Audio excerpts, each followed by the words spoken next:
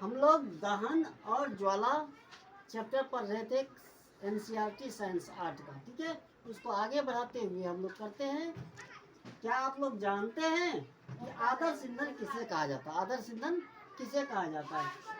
आदर्श उत्तर है, आदर्श ईंधन वह ईंधन है जो सहज उपलब्ध हो, जो सभी जगह उपलब्ध हो, सुगमता पूर्वक जलता हो, यह सस्ता हो, यह सस्ता भी हो, ठीक है, और वायु में समान दर से सुगमता पूर्वक जलता हो।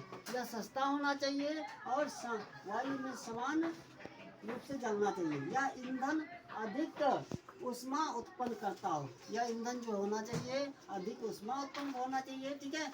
यह ईंधन जलने के बाद कोई अवांछनीय पदार्थ नहीं छोड़ता हो, आदर्श ईंधन कहलाता है। मतलब कोई अवांछनीय पदार्थ लास्ट में नहीं छूटना चाहिए जलने के बाद, वो आदर्श ईंधन कहलाता है, ठीक है। सामान्यतः कोई भी आदर्श ईंधन नहीं माना जाता है, ठीक है।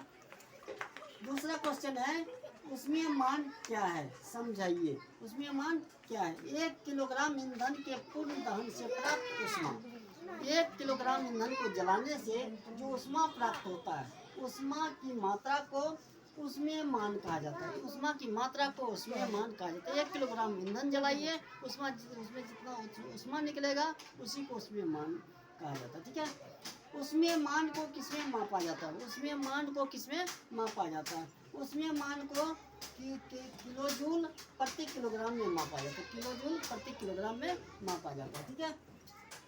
चौथा क्वेश्चन है, ग्लोबल वार्मिंग या विश्व उष्णन किसे कहा जाता है? विश्व उष्णन या ग्लोबल वार्मिंग किसे कहा जाता है, ठीक है। पृथ्वी के वातावरण के तापमान में वृद्धि को ग्लोबल वार्मिंग कहा जाता है, ठीक है। पृथ्वी के तापमान में जो है, पृथ्वी के वातावरण के तापमान में जो वृद्धि होता है वही कहलाता है ग्लोबल वार्मिंग, ठीक है। पांचवा क्वेश्चन है, विश्व उष्णन का कारण क्या है? मतलब वो विश्व उष्णन का कारण क्या है, कारण बताना है, ठीक है। वायु में कार्बन डाइऑक्साइड गैस की अधिक मात्रा संभवतः विश्व उष्णन का कारण है। वायु में जो है कार्बन डाइऑक्साइड की मात्रा को बढ़ना ही वो जो है विश्व उष्णन का कारण हो जाता है, ठीक। थैंक्स, लाइक एंड सब्सक्राइब और कमेंट्स करें, थैंक्स।